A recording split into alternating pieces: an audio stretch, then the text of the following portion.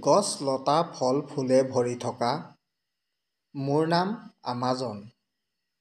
মই পৃথিৱীৰ সৌন্দৰ্যৰ প্ৰতীক। এদিন কথাই কথাই বাঘ ভাইটিয়ে কৈছিল, মোক বোলে এই আমাজন নামটো দুঠেঙীয়া মানুহ নামৰ এবিধ জন্তুৱে দিছিল।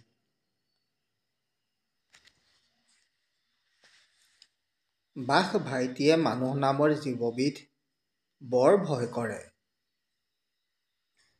সি প্ৰায়ে সিহঁতৰ পৰা আঁতৰত থাকে। জন্মতে মোৰ বিশালতা ইমান ডাঙৰ আছিল যে পৃথিৱীয়ে অকল মোকহে কোলাত ল'ব পাৰিছিল।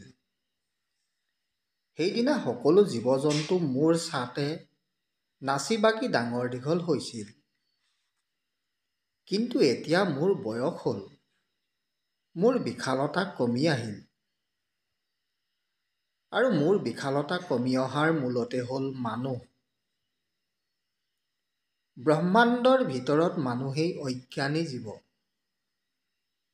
মানুহক যিমান পালেও নুজুৰে। মানুহে হয়তো নাজানে, পৃথিৱীত থকা সকলো জীৱ-জন্তুক 20% অক্সিজেন মই দিছোঁ। বায়ুমণ্ডলৰ কাৰ্বন ডাই অক্সাইড প্ৰচুৰ পৰিমাণে গ্ৰহণ কৰি অক্সিজেন এৰি দি বায়ুমণ্ডল বিশুদ্ধ কৰি আহিছোঁ। তথাপি মানুহে ইমান লালসা। 2020 চনত সংঘটিত অগ্নিকাণ্ডই তাৰ প্ৰমাণ। সেই অগ্নি মনত পৰিলে আজিও বুকু কঁপি উঠে। সেই অগ্নিকাণ্ডৰ বাবে কিমান যে জীৱ-জন্তু হেৰাই গ'ল মোৰ বুকুৰ পৰা। বৰ্তমান মই 6.7 মিলিয়ন বৰ্গ কিলোমিটাৰ জুৰি আছোঁ। দক্ষিণ আমেৰিকাৰ প্ৰায় 70 লাখ বৰ্গ কিলোমিটাৰ ঠাই জুৰি মুঠ 9খন দেশৰ সীমালৈ বিস্তৃত হৈ আছোঁ। অধিকাংশ ভাগ 60% ব্ৰাজিল আৰু 13% পেৰু। আপোনালোকে যদি ৰাষ্ট্ৰ বুলি ধৰি লয়, তেন্তে 10 নম্বৰত ডাঙৰ ৰাষ্ট্ৰ হ'ম।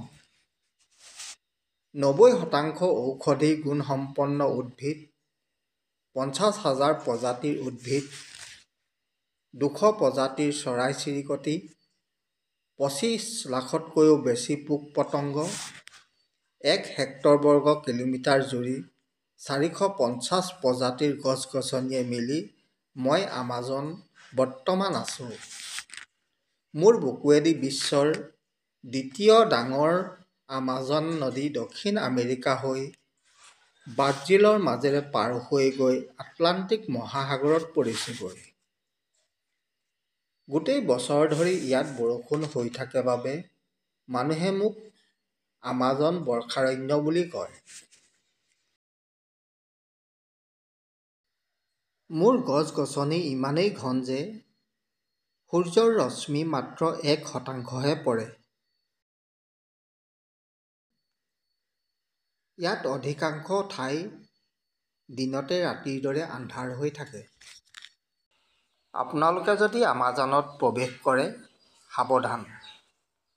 আমাজনত এনেকুৱা কিছুমান জীৱ-জন্তু লগ পাব, যাৰ লক্ষ্য এটাই, আপোনাক মাৰি ভক্ষণ কৰা।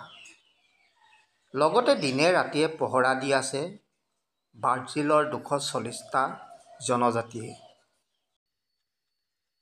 ইয়াত এনেকুৱা ঠাইও আছে যে এতিয়াও কোনো মানুহ সোমাব পৰা নাই।